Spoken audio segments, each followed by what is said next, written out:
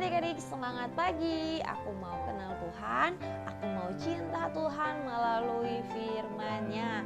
Nah, adik-adik bersyukur pada pagi hari ini Lausemela bisa kembali lagi menemani adik-adik di dalam renungan harian sekolah minggu GKTB.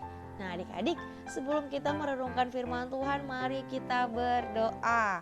Tuhan Yesus, kami bersyukur pagi hari ini Tuhan telah menjagai kami, Tuhan telah melindungi kami di dalam waktu-waktu istirahat kami. Dan akhirnya pada pagi hari ini kami akan merenungkan firman Tuhan.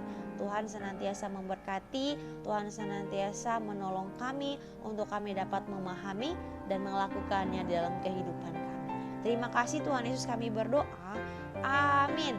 Nah, adik-adik, bagian firman Tuhan kita pada pagi hari ini kita akan renungkan di dalam kitab 2 Raja-Raja pasal yang ke-17 ayat yang ke-24 sampai ayat yang ke-41. Adik-adik, pada bagian firman Tuhan ini kita melihat bagaimana orang Israel kalah perang dan akhirnya mereka ditawan oleh bangsa Asyur, oleh Raja Asyur, dan mereka dibawa kepada pembuangan. Dan akhirnya adik-adik, orang-orang yang dipilih oleh Raja Asyur, yaitu orang-orang dari Babel, dari Kuta, dari Awa, dari Hamat, dan dari Sefarwaim, mereka ini dibawa oleh Raja Asyur untuk tinggal di Samaria, adalah tempat orang-orang Israel. Nah, adik-adik, mereka ada di tanah Israel, tanah perjanjian yang sudah Tuhan tetapkan. Sehingga Tuhan pun ingin bahwa setiap orang yang tinggal atau di daerah itu untuk datang beribadah kepada Tuhan. Tetapi nyatanya adik-adik, pada ayat yang ke-25 di situ bangsa itu tidak takut akan Tuhan. Maka apa yang Tuhan buat?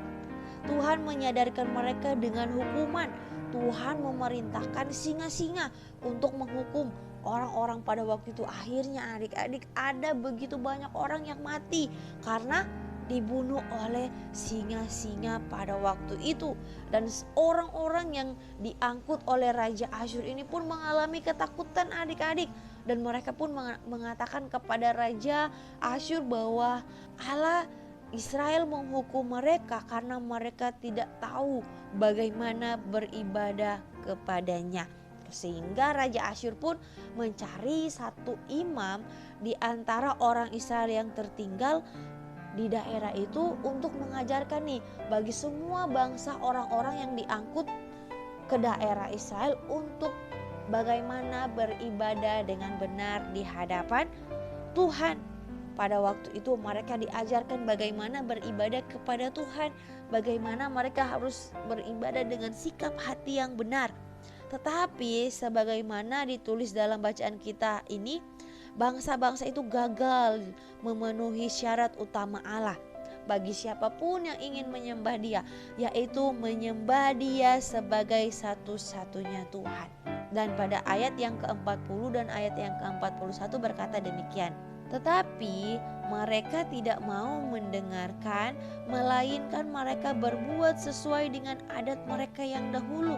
Demikianlah bangsa-bangsa ini berbakti kepada Tuhan. Tetapi dalam pada itu mereka beribadah juga kepada patung-patung mereka, baik anak-anak mereka maupun cucu-cicit mereka, melakukan seperti yang telah dilakukan nenek moyang mereka sampai hari ini. Nah, adik-adik, mereka tetap menjalankan ibadah mereka kepada berhala-berhala mereka, tetapi juga mereka menyembah Tuhan. Nah, adik-adik yang dikasihi oleh Tuhan kita Yesus Kristus, inilah yang menjadi kesalahan bagi orang-orang pada waktu itu. Mereka menyembah Tuhan dengan tidak benar. Mereka menyembah Tuhan, tetapi juga mereka menyembah patung-patung. Mereka beribadah kepada patung-patung. Mungkin ya adik-adik, pada waktu itu karena mereka takut mati, mereka takut jangan sampai ada hal-hal lain lagi yang membunuh mereka. Seperti pada orang-orang sebelumnya, mereka diterkam oleh singa. Akhirnya mereka mau beribadah kepada Tuhan. Mereka menduakan Tuhan dengan menyembah patung-patung. Nah, adik-adik, firman Tuhan pada pagi hari ini mengingatkan kita bahwa ketika kita beribadah bukan karena kita takut, bukan karena kita takut dihukum. Nah, mungkin adik-adik ini juga yang terjadi dalam kehidupan kita ketika kita datang beribadah kepada Tuhan.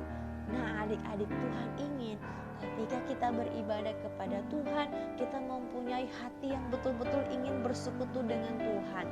Kita mempunyai hati yang sungguh-sungguh ingin melekat kepada Tuhan. Bukan karena kita takut dihukum adik-adik. Ini adalah hal yang salah di hadapan Tuhan. Tuhan tidak ingin kita beribadah karena kita takut dihukum, tetapi karena kita betul-betul ingin bersekutu dengan Tuhan. Maka adik-adik, setiap kali datang ke sekolah minggu, ke ibadah-ibadah yang lainnya, ingat adik-adik, kita datang ibadah untuk memuliakan Tuhan, untuk bersekutu dengan Tuhan. Sehingga adik-adik, ibadah kita adalah ibadah yang sungguh-sungguh berkenan di hadapan Tuhan, ibadah yang menyenangkan hati Tuhan. Amin untuk kebenaran firman Tuhan. Biarlah kita menjadi anak-anak yang mau renungan, yang mau berdoa, yang mau beribadah dengan sungguh-sungguh, dengan ingin menyenangkan hati Tuhan dan ingin bersekutu dengan Tuhan. Mari kita berdoa. Tuhan Yesus, kami bersyukur untuk firman Tuhan di pagi hari ini. Tolong kami Tuhan untuk menjadi anak-anak yang ketika beribadah kepada Tuhan mempunyai hati yang sungguh-sungguh ingin bersekutu dengan Tuhan.